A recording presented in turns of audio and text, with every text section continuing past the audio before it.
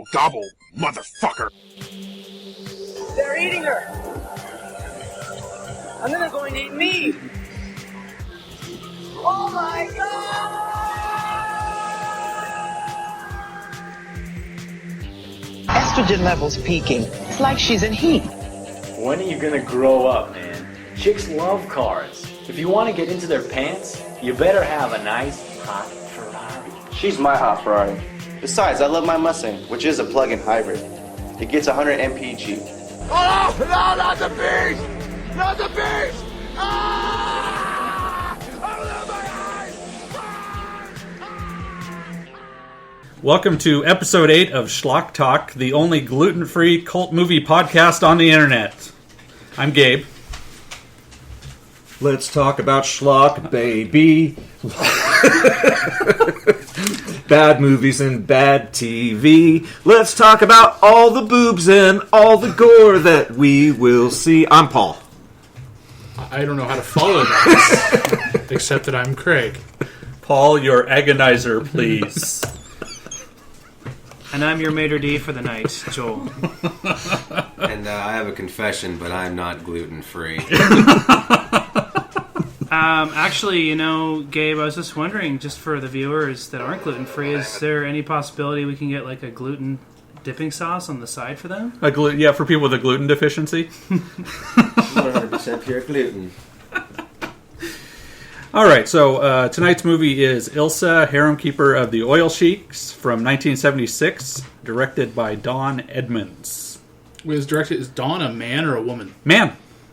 Okay, because if a woman made that movie, it would blow my fucking mind. There are always a few things that Dyanne Thorne can be counted on to provide for your cinematic pleasure. Whether she's she-wolfing for the SS, tigressing in Siberia, wardening wickedly, or keeping a harem for, as it turns out, only one oil sheik, good old Ilsa will always be working harder than your average barely premenopausal, childless aunt who keeps a secret stash of Benoit balls in her granny panty drawer. They weren't in the drawer for this one. It doesn't seem to matter if she's busy keeping concentration camp victims in line, banging and slashing her way through all the men who could never hope to satisfy her while running a Soviet-era gulag, calling the shots at the sexiest women's psych ward / prison this side of an Amazon jail, or threatening her boss's kept women with erogenous zone rat gnawing in the Middle East. Ilsa will always be a brutish, boner-building, bodacious, bombastic, ball-busting, beefcake-betting boss bitch. And I, for one, am all in.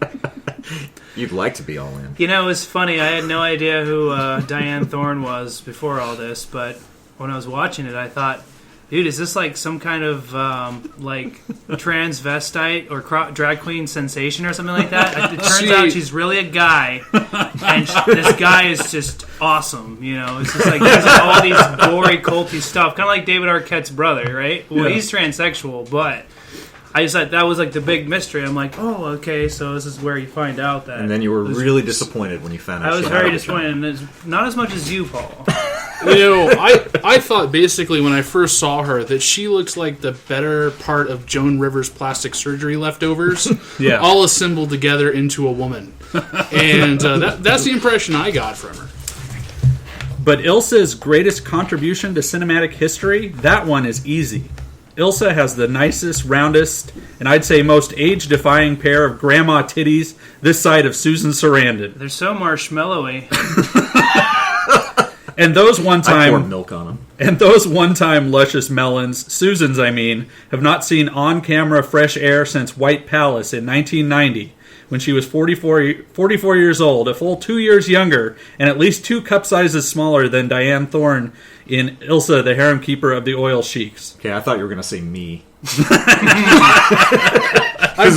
Both the cup size and the age was true. I'm pretty sure before the computer age breakthrough, she was the first Silicon Valley. I'm pretty sure it comes down to that. Silicon Valley. And sure, Sarandon was able to woo a much younger James Spader in that flick, which at first seems pretty sweet until you remember that Spader is so freaky, his little excursion into MILF territory was probably just a reprieve from what is presumably his normal sexual buffet of gender-neutral prostitutes oversized butt plug play, and light snuff scenarios. You ever notice, you watch anything James Spader is in, and it's just like, that guy looks like he just is not satisfied with normal sex. But he's got that look. You gotta admit this, on that one show he did with William Shatner, the chemistry there was fucking gorgeous. I mean, like, it's just gotta be some kind of weird thing. Like, what if, like, I don't know how prostitutes, like, network their services nowadays. But, you pull, like, it's like, oh, hey, we've got someone just called in an order for James Spader, and, like, who's, like, basically, like, odds and evens to get the shit out of that gig. You guys ever seen David Cronenberg's Crash? Yeah. Oh, I know what that one's about. Yeah, not the crappy new one that came out about extreme racism. The original Crash is one. about the people that have a sexual fetish where they crash cars and have sex with their damaged bodies. Yeah. So directed and starring James Spader. There's a scene where he fucks a leg wound. Yes. And I'm starting to think maybe this is a documentary. I'm like, this is on par for James Spader. No, for my money, Dyanne Thorne was the baddest motherfucker out there, because that bitch turned to the sailor guy from the Village People straight, or at least bi-curious, for the duration of Ilsa, harem keeper of the oil sheiks. And that guy's experience with pussy was previously limited to being jettisoned out of one. I think he pet a few cats. When you say jettison, do you mean like his mom was like going down or something? There was a guy with a catcher's mitt. She was flying south, and it's like, you're gonna freaking crash if you don't lose some weight. Good Lord. So Ilsa opens with a helicopter bringing some cargo to a group of Arabs, and they load 3 boxes onto a truck, and on their way to the Sultan's palace... 3 inconspicuous boxes. Yes. The truck almost runs over an old hobo who hangs around the palace. Who looks suspiciously like Val Kilmer. What is it with the white people in this movie randomly just running around in the Arab deserts? Because that dude was pretty pale. Yeah. He was. So we meet Ilsa, who looks like she is the exact same age that she was in Ilsa, She-Wolf of the SS, which took place 30 years prior to this. And she was also killed at the end of that movie, which is kind of funny. But apparently the producers didn't think that was much of a concern. And that hobo guy from earlier tries to grab Ilsa, and she whips him with her horsetail fly swatter thing and sends him to be flogged. It looks like maybe a long lock of her pubes or something she tied the end of that. And it looks like a rejected donation to Locks of Love. Like they're like, no, this is too bleach damaged. Oh, it's funny because like the main, guy or minion or whatever with the blue turban that's unloading stuff. I mean, you got to get a good look at that guy. It's like he's got a nice little chest beard going on. He clearly does shave his neck, but it's a very limited source of manscaping that he has at this point.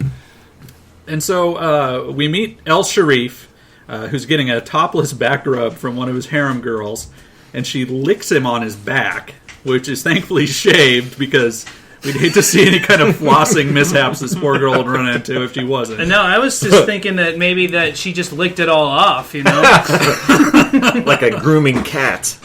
And he tells the girl, you could make a stone statue come to life. Okay, and then after this point, she does something really interesting.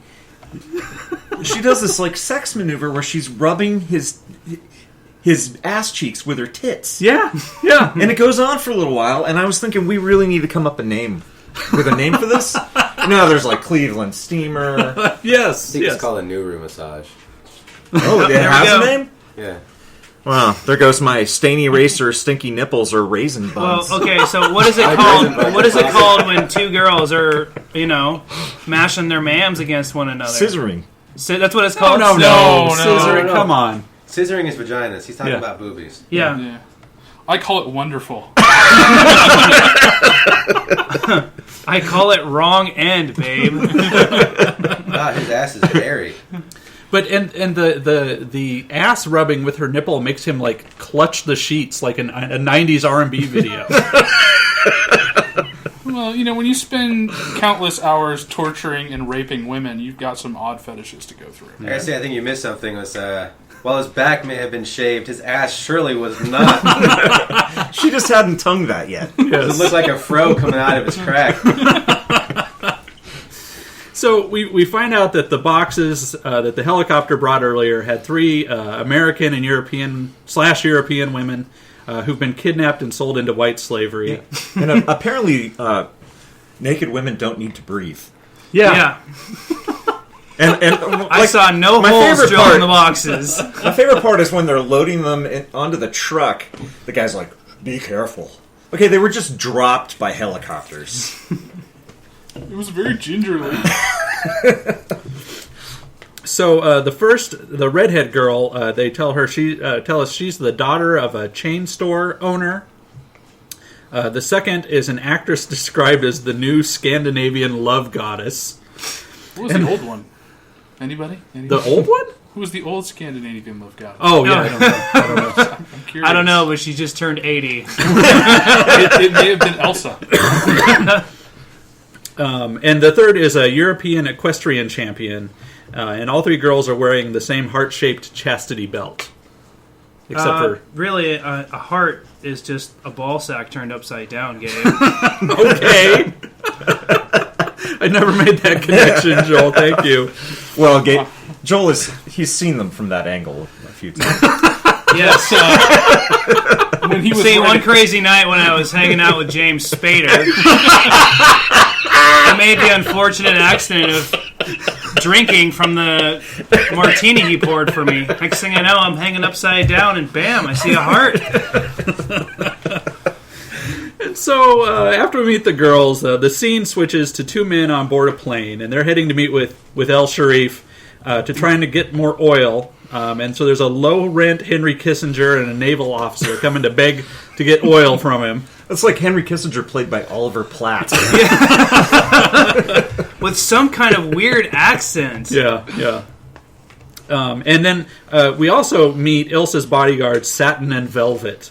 Ilsa tells the kidnapped girls that they are now part of El Sharif's harem and that no one will ever find them and that they cannot escape. You know, I'd make a Black Velvet joke, but...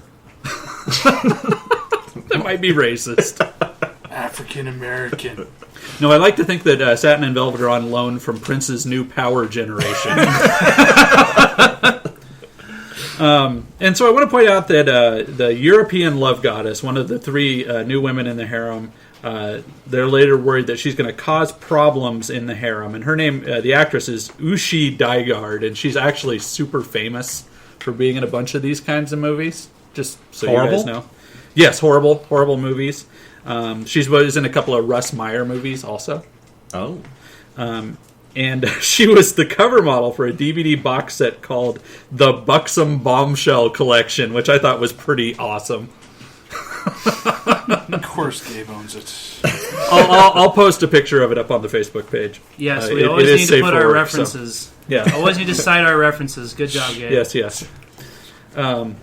So anyway, Ilsa is worried that the girls might protest at having to couple with the Sheik, and she shows them a rat cage, which is apparently made to go between their legs. And she tells the girls that the rat is trained to search for moisture, and he will find out which aperture to enter, which might be the best line in movie history. What was she talking about? Well, I believe that the rat will be gnawing on the vagina, causing intense pain, and hopefully... if you look closely... it's going to burrow in, was what she was implying. Schlock fans, there's this, little scene, and the rat, pokes his head out the other end of the cage. He could, squeeze out the other end of the cage. Yeah. But why would the cage is clearly too large for the rat. Yeah, you put a hamster in that cage, and you have, Richard Gere's fantasy. I was going to make the exact same joke. I will be... Once again, I'm stealing your thunder. That's all right. It's just I will die for this woman's sins. I will take her place. And so, back on the plane, we find out that Henry Kissinger, his name is Kaiser, and his naval buddy is really a CIA guy. We also find out, though, that Ilsa and El Sharif already know that he's coming to spy on them. During this next scene, we also find out that El Sharif has a 3-foot-long vibrator with what appears to be a tongue on the end of it. It's like a dragon's tongue on a broom handle. Actually, I can get you the official name for it when I go upstairs. Well, see, it's so crazy because, I mean, it's kind of like really bumpy or bally. And so it's just like, how many different depths does it have? It looks like anal bead on one side, like anal bead rod on one side. For my portion of it, it looks like the extension portion of it that makes up the penis. If you had one of those on the other end, you'd have Darth Maul's lightsaber. At that point, is what it would be. They don't make those anymore. I'm pretty sure they were outlawed, kind of like lawn darts. Yeah. Too many people died. Yeah, are you sure no one just got sick and tired of their kids asking for a double lightsaber, and the parents just got them that, and kids are out there playing in the park with it? In fact, Paul, I think this might be called the Lawn Dart 4000 because it's certainly going to be penetrating her bush. Yes. Well, see, if it's clearly used for sex, I would love to see a game of that being played. There's some girl just laying in a field 100 feet away, and you got to see if you can get it right in there. What do you win? 50 girls. Horseshoes. Kind of like disc golf. So at some point around this part in the movie too, El Sharif tells Ilsa, "You have the instincts of an Arab," which would be fake racially offensive if the actor who plays El Sharif was not in fact a fake Arab. And so about this time we find out that Ilsa has caught one of the Sultan's guards sneaking into the harem for what is presumably a little Arab anal with one of the girls. No, he was after that vibrator. I know he keeps it in here. The Lawn Dart 4000 is going to be somewhere around here. And so that guy has to fight Satin and Velvet in to-the-death hand-to-hand combat. And the actor in the scene is awesomely named Speed Stearns. Speed Stearns! But he is also unawesomely the unspeediest dude ever. Oh yeah, seriously. Now, this guy telegraphs his every breath he freaking telegraphs. What I like is between the three of them, they all have the same size tits too. So. Wait, Satin and Velvet are so oiled up. Yeah. Was that like a fight strategy? Kind of like... You can't grapple it that way, man. It's like a greased pig. Yeah. And so, Satin and Velvet are all oiled up in these loincloth G-string hybrid things. That's what I find. And so at one point, Speed gets karate chopped on the shoulder, which in 1976 was considered lethal, which we would now know only is merely kind of annoying. Judo chop! His first attack was to grab both of their forearms. They're standing side by side, and he walks up to them and just grabs their forearms and looks at them menacingly. I think he was confused. He thought it was an arm wrestling competition. This is I watched Over the Top. This is the Arab Oscar-winning movie in my country. Stallone is magnificent. For a major portion of this fight, Satin and Velvet's strategy seems to be punching this guy in the chest because they do it a lot. And then they knock tiger claws. Yeah, then they knock him on the ground and do a double armpit stomp.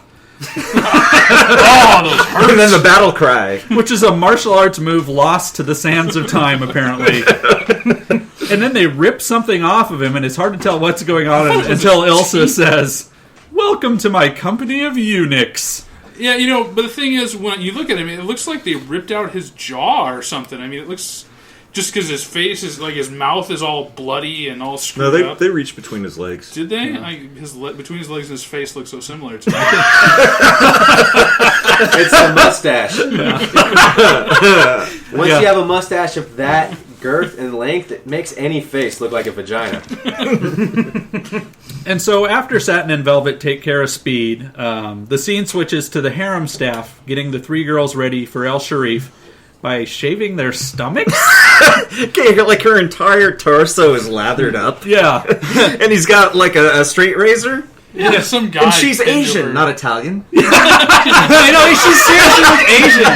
And they're not even shaving in the treasure trail area where it might be a little bit of hair. It's on the sides there. Where it counts is completely covered up by the heart-shaped chastity belt.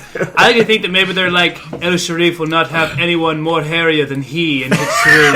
Well, they did say wait until they only unlock hair those locks. Yeah. Yeah, they did say the only hair Errol Sharif likes is the one between their legs, so they just kind of left that going. And so one of the harem staff says that Ushi is going to give them trouble, but Ilsa tells her to remember that the rat grows hungry, which I thought was pretty sweet. Ilsa and the harem staff are training the girls how to be erotic on satin and velvet, and we also learn that El Sharif's favorite instrument is the tongue. And here comes the most quotable line from the film. Quote it, I don't know. Lick, bitch. True enough. Shoves that chick's head down. I found my new ringtone. That'll be very interesting. I wish I could videotape that going off at work. Oh, I'm sorry, Father. We'll get along with this confession. I just got to answer this call real quick. I'm actually here about my ringtone. Ilsa shows the girls the remains of a woman who tried to escape, which she dumps out of a burlap sack. And this woman is like completely disembodied. It's just bloody bones, isn't it? It's a combination of two bodies, I thought. Is it? Yeah, I thought it was the guard and the Speed? Yeah, I think they put Speed in there too. He just lost some weight. And then during the scene, we see that they're force-feeding another girl in this dungeon. Oh, that scene was wrong. And they'll be selling to a different sheik, and that they have a whole stable full of fatties as well. And one of them just like you're doing an excellent job for some village. And you see this 400-pound naked blonde chick covered in peanut butter just sitting there stuffing her face like fucking Jabba the Hutt with his little frog. I know, I was confused because they're fattening them up like cattle or something, and then they're like, oh, some village is going to love you. Are they going to eat her? I don't know. I think she's going to be a feast. I think they just had to have different rolls of fat they could use to insert their penises in so she can get more use out of the whole tribe. So as the kind of the exposition of what's happening is going on, we find out that one of El Sharif's girls that he's going to be selling she's had her ear bitten off by him. And he has a plastic surgeon on staff who fixes the women before he sells them to the other sheiks. And so first he fixes the ear. He injects silicone into the butt of one of the other women. And then he paints over this third girl's like under boob jungle rot. Yeah. That was kind of veiny burned flesh. The sequence it reminded me of like Pimp My Ride, but with damaged slave girls. I kept waiting for like Exhibit to show up and install speakers in her ass. Today on Pimp My Hoe, the cleaner version. This week on This Old Slave Girl, we learn how to bondo scarred tits and get them ready for resale. Bob Vila can shit. We will be able to turn this one around and make a tidy profit. All for the price of a little spackling. It's like, but I noticed that she's still cruising around at the standard height, so we're going to cut her legs off below the knees so she's nice and low. And so... I should say, too, we're at 22 minutes into Ilsa, Harem Keeper of the Oil Sheiks, and SchlockTalk has had its midget cherry busted at this point. We finally see our first little person in one of our SchlockTalk movies, which it's calls for a golf time, clap, I think. Yes. Oh, yes, well, that's good. He didn't have much of a role. He didn't, but he was there, and that's what counts. And so he played a very small part in the movie. Oh, I see what you did there. So back on the plane, because that apparently is still happening. The CIA guy, whose name is Commander Scott, has a girl. We find out he has a girl in the harem who's a spy, and that she has a belly button jewel microphone. Yes, a gigantic belly button jewel microphone, might I add. It's not quite as great as the cameras we've seen in the past, but it gets by. Well, it's funny because even then, Cold War era bugs were tiny. They fit on your thumbnail. And this jewel's gigantic. It can't fit inside your belly button. Plus, she keeps the cassette recorder, the recording device, right next to where she's dancing. Her reel-to-reel tape recorder. Yes. Under a pillow. And so during this time, too, we find out that Ilsa has a monster of some kind hidden in the dungeon with the girls they're saving for all the chubby chasers. This is like the worst editing ever, because it just goes from the dance scene, and all of a sudden she's standing in a dark dungeon that we've never seen before. Right. And she just drops a bread crust or something through a grate. And some hand reaches out and snatches it. Yeah, shockingly, something in this movie doesn't make very much sense. I like to think it was like... I like to think that you remember Indiana Jones and the Temple of Doom, and I guess like the real prince or whatever was like working in the mines digging for the other stone.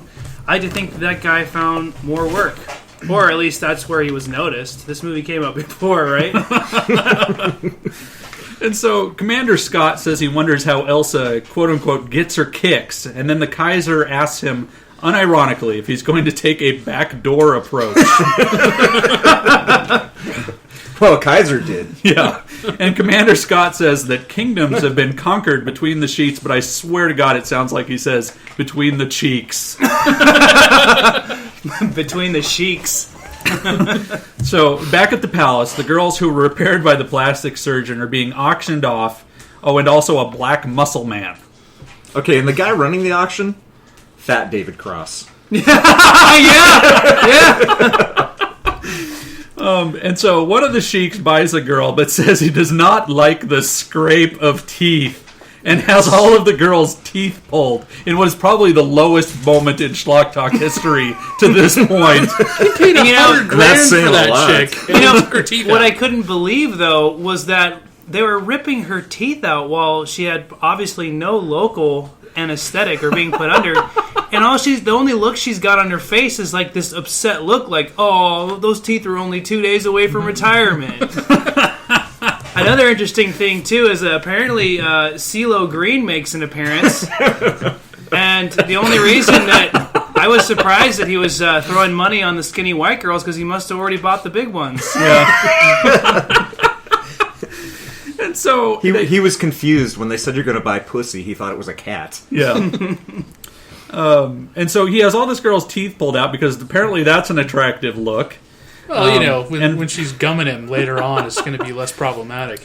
And so Ilsa discovers that the spy who is working with Commander Scott, and they decide to give her a lo-fi mammogram, which is like some sort of like titty thumb screw torture. Oh, wait, but we got to talk about how she was caught. Yeah, you must see the best part. Okay. Oh, yes. Okay, she's like, she's listening to the recording, turned up like full volume, and she's in a room where the walls are draped cloth, and the doorway is a beaded curtain. I don't understand how they could hear me. I had all the portals shut. It's like watching porn in an office cubicle, like. Not even a good office cubicle. And so, between this lo-fi mammogram and this quote-unquote surgeon who works on the girls leads me to believe the sheik doesn't really have a very good health care plan. And it really kind of makes me wonder, too, if he really doesn't have these girls' best interests at heart. Really? Because, I look at this guy and his whole setup and I think there's a man who respects women and doesn't want to, kill / choke / rape his own mom. He's a feminist. He velvet lined those shipping crates before he sent them out. Sure, he forgot to drill in the air holes, but he velvet lined them.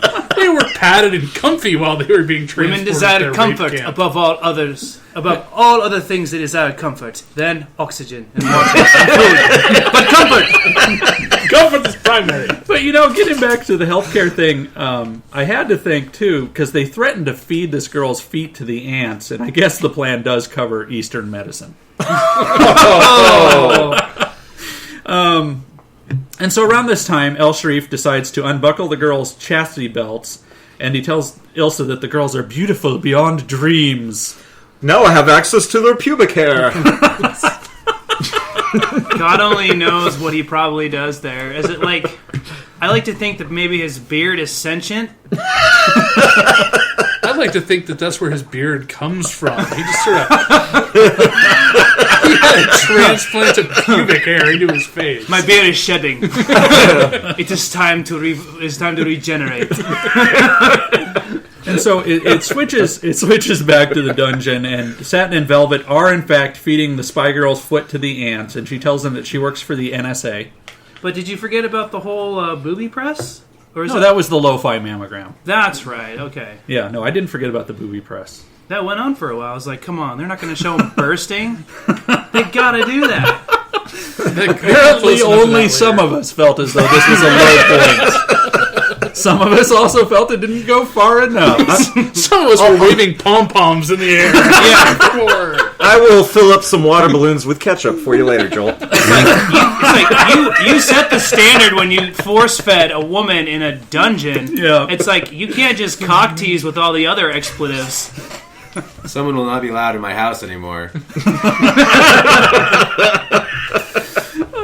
And so, back on the plane yet again, Kaiser tells the commander he does not want to be forced to eat yet another sheep's eye as the guest of honor at another Arab feast. So I guess you can guess what's going to happen there.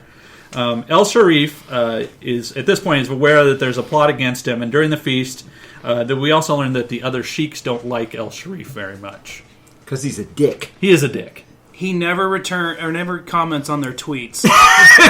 And don't let him borrow one of your DVDs because you'll never get it back. They're like, someone must have taken it.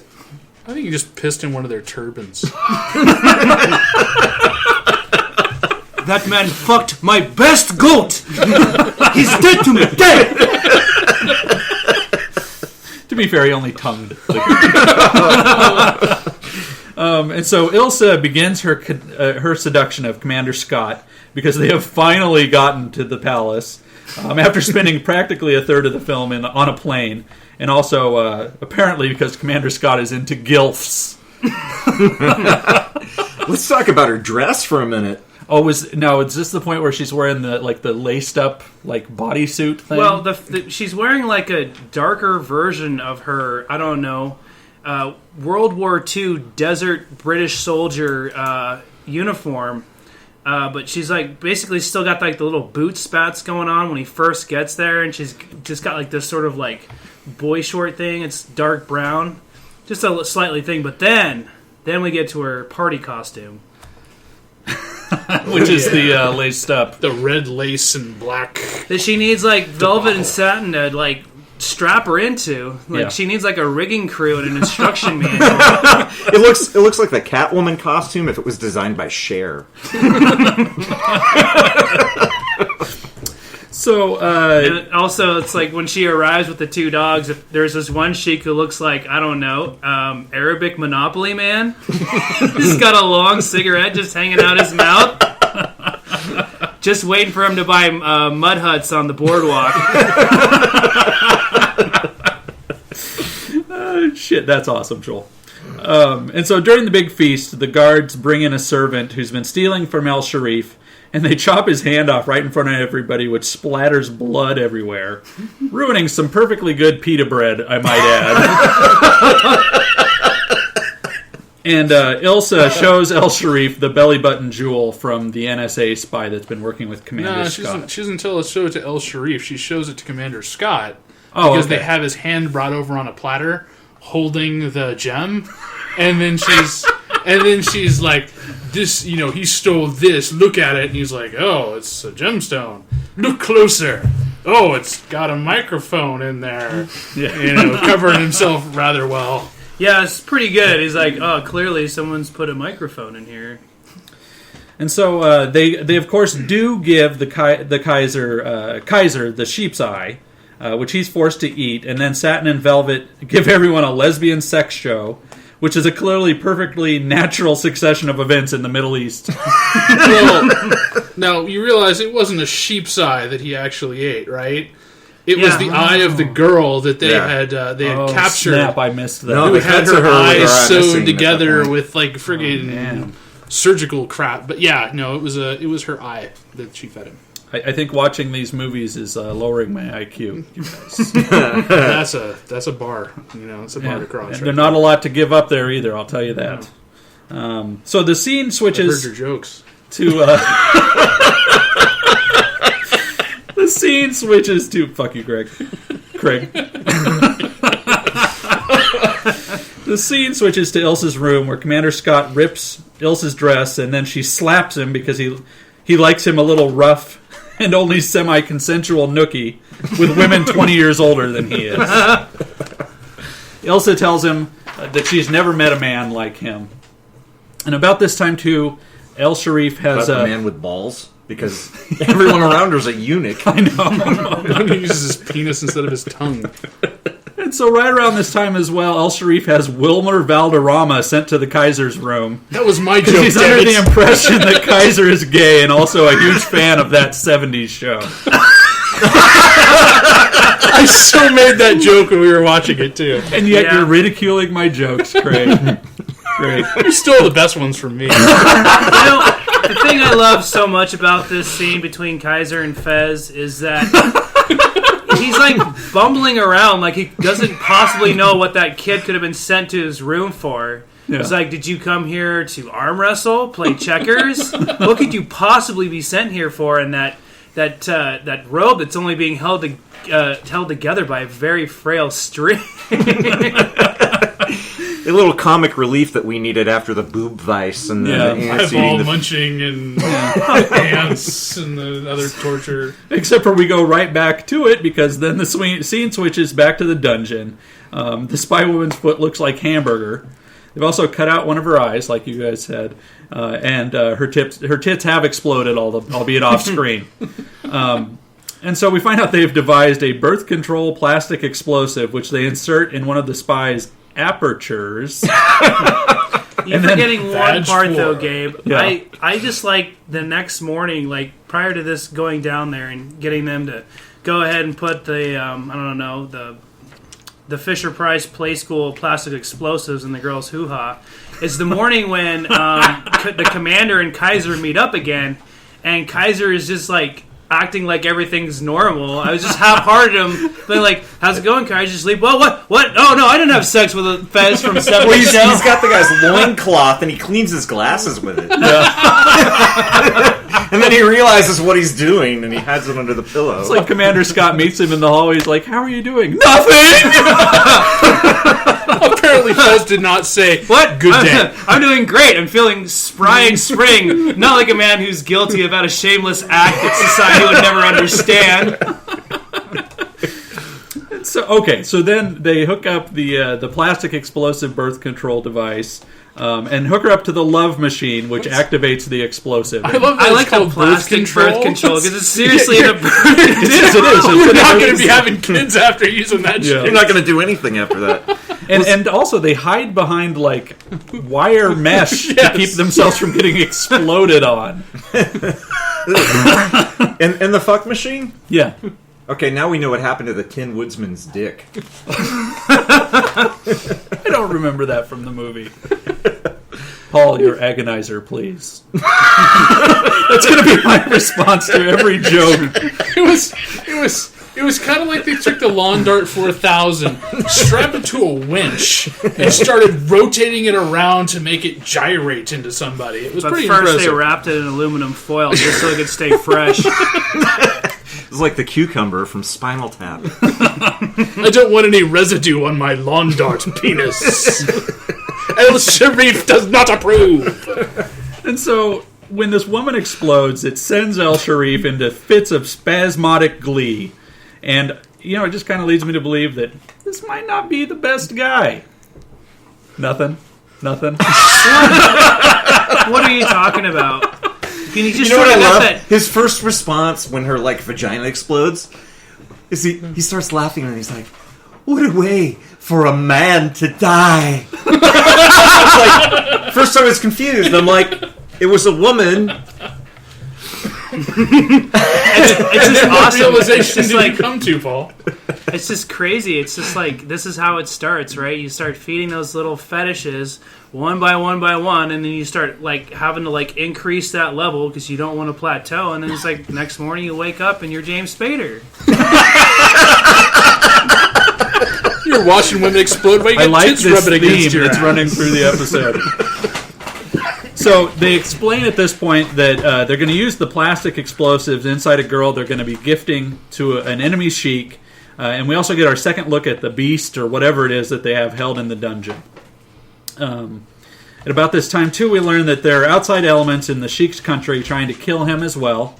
And a man sneaks into the palace and performs what might be the noisiest stealth kill in movie history. Okay, we gotta talk about when you first see him and he attacks the gate guard. Yeah. He's all hunched over and doing a comedic walk like Groucho Marx. Expected to see him flick ash off a cigar before he stabbed the guy. And then the guy, like, grabs onto the gate, and the gate, like, rattles and shakes, but nobody notices. And at some point, too, the Sheik paints blood on one of the girl's nipples. It's actually sugar, because he's like, soon it will harden, and then I will taste it. Oh, my God. Which led me to believe that scene was written by Mel Gibson. Because sugar tits. Yes. Written by Mel Gibson. It's like, can you imagine, like, hearing that outside the door, but not knowing what's really going on? And so, during the attempt on the El Sharif's life by the assassin, he actually winds up shooting Blood Nipple. And hold on, I think that's the next name. That's the name of the next Bond movie, right? Blood nipple, blood nipple. And they capture. Why is your nipple so bloody? Paul got to do it earlier. Let me have my chance. Okay. And so they capture the assassin and they cover his body in oil and burn him alive. And around this point, El Sharif realizes that Ilsa... Wait, why is they just cover him in oil and burn him alive? It's so casual at this point. It's like blasé. Yeah. They didn't pour ants on him. They didn't crush his tits. No crazy ironic death or... Did you guys realize... cheap blow torture? He looked exactly like the guy that went for the joyride. He's the valet Parker guy in Ferris Bueller. Oh, yeah. And so El Sharif realizes, too, that Ilsa has become obsessed with Commander Scott in order to kill him, and he tells her, "This man has mesmerized you." And so they place the commander's head into a spider cage. Yes, it was the rat cage harnessed towards spiders this time, I guess. Yeah. And they bring in... go ahead. You know about the spider cage. What is it with evil villains? Yeah, seriously, why can't they just kill people? Yeah, why does it always have to be some elaborate plan? Like a fucking perverted sex fetish game of Mousetrap, you know? They always throw fucking efficiency out the window. When the candle burns the rope, it drops the midget in the bathtub. When the water overflows, it'll pour into the gutters and it will turn this little wheel. As the wheel turns, it lifts the gate, and the spider will catch the bug running away. When the spider catches the bug... Why can't they just have sharks? Your vagina will explode. 2 hours later, then the dog runs for the bone. But when he steps on this plate, it turns on the computer. No, seriously. Supervillains. When are they going to learn? If you got somebody, shoot them. Yes. Shoot them right in the face. Seriously. You can run a criminal organization that's threatening to take over the world, but you can't kill a motherfucker you got captured under rights. And so they bring in that the halal hobo from earlier, and he gropes Ilsa to teach her a lesson. And he does more than grope. Yeah. Oh, yeah. Do you have that queued up? He does what the rats wanted to do earlier, I'm pretty sure. I think he was seeking moisture. Yes, water. And he definitely gropes her googly eye boobies and tries to breastfeed. And but you know what? I think he wasn't covered by El Sharif's medical plan because he's got a horrible skin condition. Did you guys notice this? He's like covered. No, that's not a horrible skin condition. That's like 10 years of caked shit just peeling off. Now, was that the guy from the very beginning? I think so. Yeah, it was Val Kilmer. Val Kilmer, Yeah. And so Ilsa cannot bear the idea of Commander Scott being killed, and she hatches a plan to have the Harem helpers aid them in escaping. And so she goes to Scott just in time and smashes the spider because she wanted to make sure our new animal death and or mutilation streak is not broken. Yeah, she saves him. She saves him by way of a magic trick. Okay, somehow she's able to slice the spider through a steel cage. Yeah. Like the sword just goes through the steel cage. Yes. Cuts the spider in half. David Blaine has been pausing that scene and rewinding it over and over again. And he's like, if there's only way I could do that without doing shit. I'll do that, and only this time I'll do it after being underwater for 7 days. So after rescuing him, Ilsa tells Scott that she wants to rule the country with him, and the beast being kept in the dungeon, who is actually a boy who's the rightful heir to the throne. We finally find out. That is the whitest Arab I've ever seen in my life. My God. Yes. I just want to say for a quick It's second. like Haley Fuck Joel David Osment. Blaine. I fucking hate that guy. Piece of shit. With stupid tricks. Not even fucking tricks. I hate that water thing. It makes me angry seeing his face. And I'd like to beat him up. This Not rant that I brought would. to you by Alan. I would just like to do it. Or maybe see it happen. I don't know. So our list then comprised right now of James Cameron and David Blaine. Yes. That's our shit list. Mm-hmm. And then we have our aces list, our good guy list, James Spader. And who else? Well, Joel's been in love ever since he woke up Every and saw his mustache that's ballsack. appeared in Yes. Facial hair.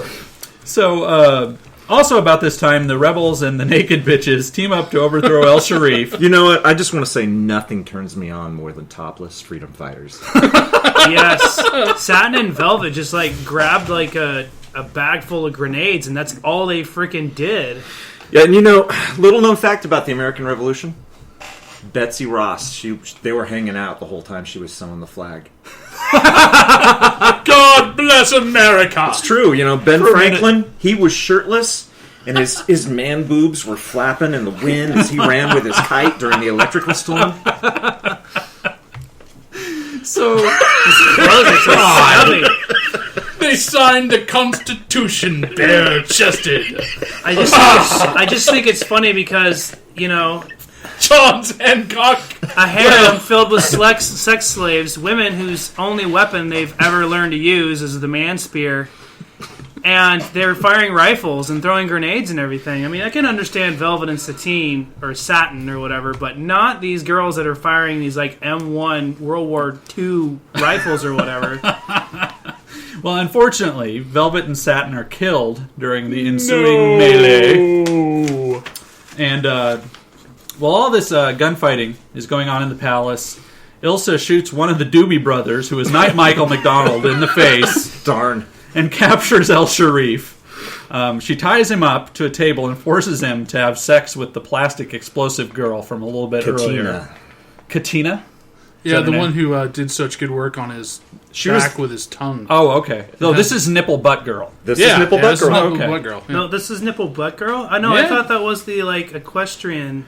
No, at the very beginning. Because she has the fucked up grill. You're right. Okay. Yeah. Okay, I didn't catch that. Again, depletion of neurons going Okay, on. and is it This is just what I'm me? here for. Is it just me, or does she look like the evil wizard from Big Trouble in Little China? It's just you, Paul. Low Pan. Low Pan from... Except with worse teeth. Yeah, the teeth are pretty scary, man. That's James Hong. We are going to be watching several movies that have James Hong in them, by the way. So, Well, I hope so. yeah. And so the commander at this point, he also realizes that he's been playing her the whole time. He breaks her heart, and he says, "You bitch, you stinking bitch." And the prince appears to be ready to make Ilsa his right-hand woman, but then he decides to throw her into the mud pit cage that he'd been in, right? Oh, yeah. Yeah. She threw him He in. said his words were like, "I have a very special place for you in my kingdom that you'll serve for the rest of your life." And then he throws her in Throws there. her in the pit, and he throws... And at the end of the movie, he's standing there throwing her bread crusts. So As you the know he's credits going are to turn rolling. out to be a much better Sheik than the other guy was. That's how it ends. I mean, well, yes, credits rolling while the prince is just peeling away like freaking bread, like he's feeding ducks at the pond. Well, you know, he has help from the American government, so I'm sure he'll just do just fine. Well, we should say, too, that Commander Scott and the two surviving girls from the beginning of the movie, they escape in the helicopter. No one cares about that. I mean, though. that's a good setup, though. Hey, because, Ushi. for It's instance, Ushi, okay? having a young child ruling this country that's rich in oil, it's like, all right, finally we can buy oil for Pokemon cards. You know, That's a good deal. I'm pretty sure that they just like He looks more like a Yu-Gi-Oh fan. they than me. they went into that Monster cage Rancher. and they took out the Arab Sheik and then they killed him and they replaced him with some little white kid. Because Yeah. there's no way. I mean, how much more fucking retarded racial can you be? Then, like you said, Haley Joel Osment suddenly fucking becomes the Sheik of the Arab country. How does this happen? Well, it's like his cousin or something, right? His nephew? Yeah, his nephew. So we don't know. Yes, we do. He's the one who was supposed to be in line for the throne. He should be more Arab, not less Arab. And so that is He's the adopted. end. That's the end of Ilsa, Harem Keeper of the Royal Sheiks. What do you guys think about this? Like I was telling you in the car on the way over, I think this is like our new mascot film. Seriously, it has everything. Alan was not a fan. I give it 2 out of 5 exploding cunts.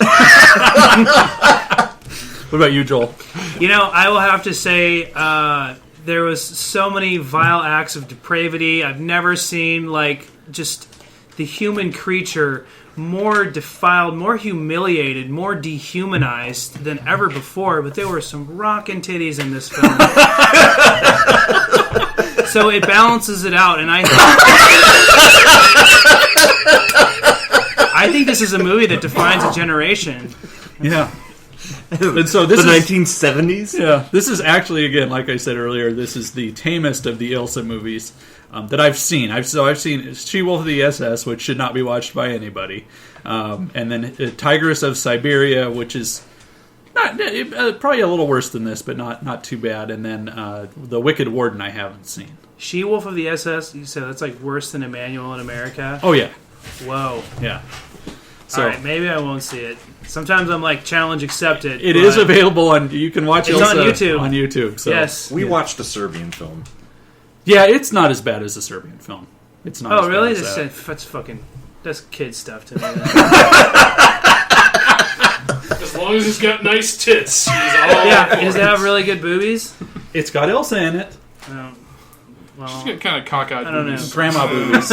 Grandma boobies. You know what I, I mean, want to she's do nice. I just want quantity. I want to paint her chest like the Cookie Monster. Yeah. And paint her tits like white eyeballs. And then just watch her run. While she's running, you just hear in the background, C is for cookie. So, Paul, did you have a wild pitch? I want to paint one boob brown and one boob pink, and I want to put make her lay on her side and put a waffle cone underneath there and make it look like 2 scoops of Neapolitan. And it's dripping. Oh, God. And she's only 46 in this movie, but she looks older than that. In her face, at least. Is that fair to say? Yeah, she definitely caked it on. Yeah. She lived a hard life being a harem keeper for the oil sheik. It's not easy on the skin. It's very stressful because you have to put together everyone's benefits packets. You got to keep track of their PTO. You got to make sure that their that Social Security is paid. You know, did Habib oil the boob press today? No, someone's got to go whip him. It's like, for the last time, girls, I'm telling you, you need to clock in when you're gonna get fucked by the sheik's friends. Okay, you're on the clock. You're getting paid for those hours. And she didn't get to use the 4-foot lawn darts, like some of the other girls did. It's like, do you think she had any kind of sub management? Anyone just helping her out? No, it was all her. She's running the whole show. satin and Takes a lot out of velvet, you. to be fair. And she's got El Sharif or whatever is just okay, what's going on? Why isn't the budget balancing out? Can you please explain this expense here? Well, Right. you remember Titty McScar boobs? That's our next movie, her I think. that was her antibiotics. It's like, Well, no more for her. We had to invest in razor blades to shave their tongues after they were licking your ass, El Sharif.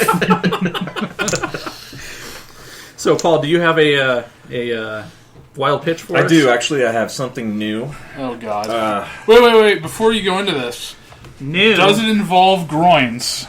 No, actually, hear me out. We're going to play a little game tonight. Okay. Okay, I call this Which is the Pitch?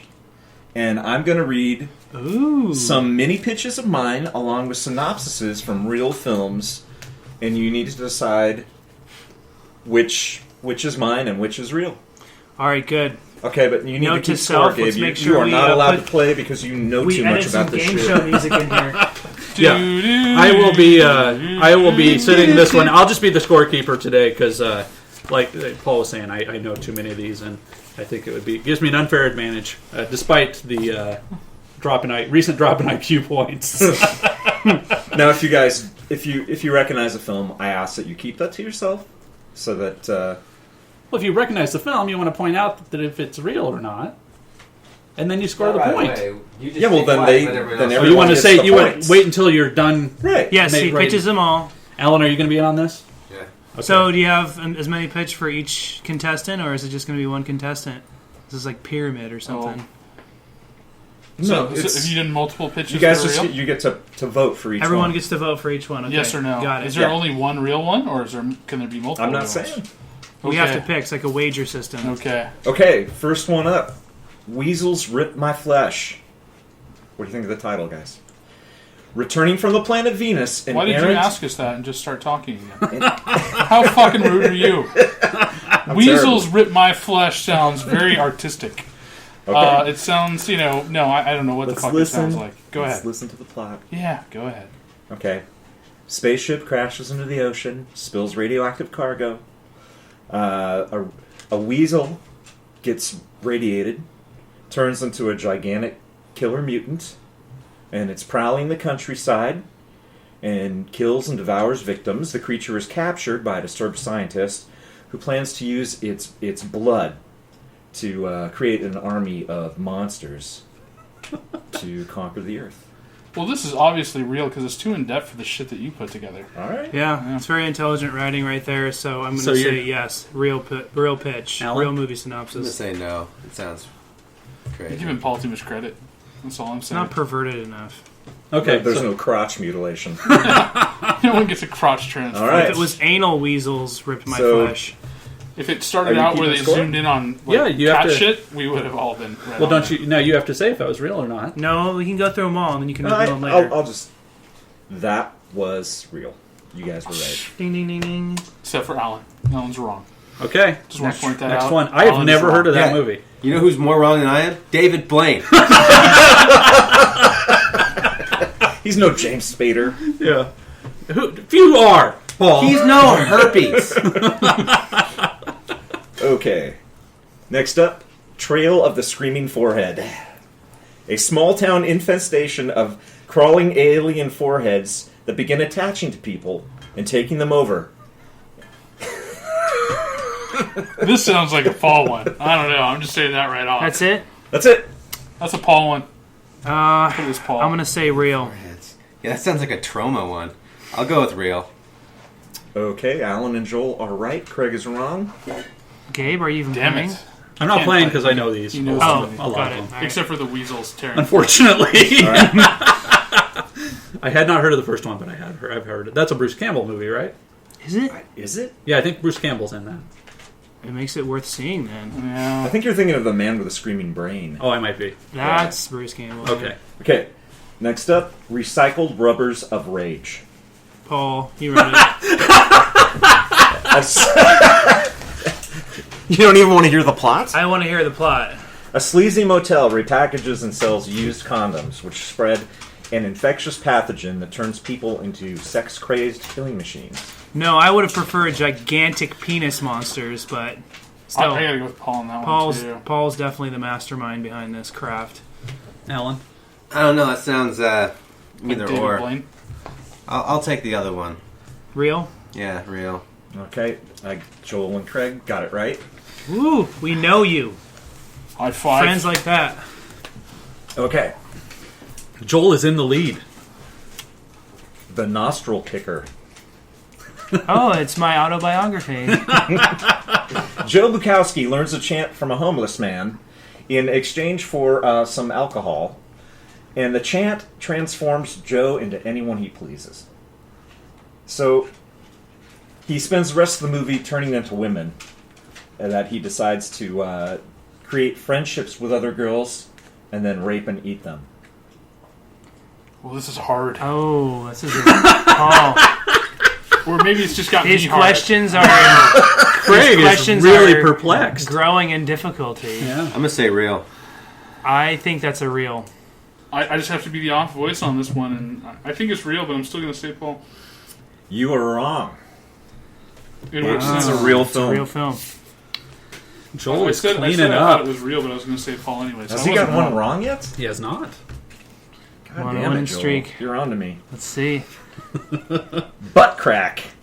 Paul. The gun-toting, Bible-thumping preacher man, Bob, must right the universal karma that is accidentally set wrong when he inadvertently kills his obnoxious butt-cleavaged roommate, Wade. Butt cleavaged? You know, I saw some of that earlier That's a with term. Gabe, and it traumatized me. It's true. And it's true. Butt- I caught a glimpse of it once in the roommate. mirror. it's not pleasant. At least there weren't nipples on them. Weren't there? Weren't there? That's a Paul movie. Yeah, I'm gonna say Paul. Yeah. We all got to go Paul. And you're all wrong. What? Oh, Wow, that was man. too deep and thoughtful for you, Paul. I knew that. You couldn't come up with that one? You I knew did that. knew that. Yeah. I haven't seen it, but I knew it. Okay. Next up, Evil Bong.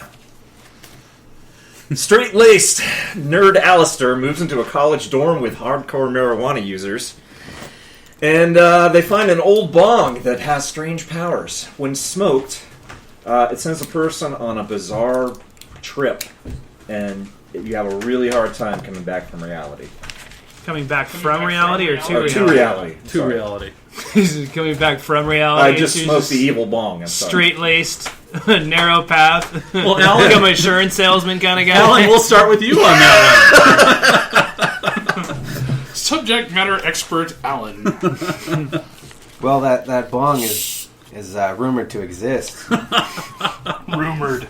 Come on, Mythical bong. So you're going with real? Everyone's real, heard yeah. of the legend. He's not even going with this a pitch. He's just going with it's real. That's got to be real. It's definitely straight to DVD. I'm going to go with real, thing. too. You're all right. Yes. Stars Tommy Chong. Go figure. That would make sense. That rhymes with bong. Okay, keep going. Okay, next up, Uncle Samantha. The symbolic, patriotic military recruiter, Uncle Sam, undergoes a sex change operation, and the Army will never be the same again as transgender soldiers battle a homophobic horde known as the Straight Snakes. It's a Paul movie. That's Paul. Is it that obvious? Oh, Yeah. that's not obvious. That one was very obvious. That one. It's got your signature all over it. Does it ever? Uncle Sam turning into a woman, Yep. fighting a zombie horde. I will say this though, as disappointed as you might be that we outed you so quickly on it, that does sound goddamn awesome, and I would pay money to see that in the theater. That is so psychotic. I want you to join the U.S. Army. Okay. Next up, Monster. That's Paul. A serial killer mutates with a chemical inside the sewer and becomes a monster made of human shit, just as the FBI and police are onto him. Paul has a That sounds shit like another fetish. trauma movie. Have to go with real. I'm That's going got to with be Paul. real. I'm going with Paul. Joel and Alan are right. That's Damn a it. real film. Damn it. It had shit right all over it. Paul's thing. Okay. Next up, Paul's full of shit. That's true. That's definitely true. that's a given. Next up, Nudist Colony of the Dead. All right. A judge orders the Sunny Buttocks nudist camp closed down Sunny Buttocks. because he says it's a blight to the community. The members of the camp enter a suicide pact, but then they all rise from the grave to extract revenge. I would like that to be real, but I'm still going to say it's Paul. I'm gonna say real. I'm going to say that's Paul. Alan's the only one that got it right. Oh, we're tied. Paul, why can't you come up with any of this good shit, man?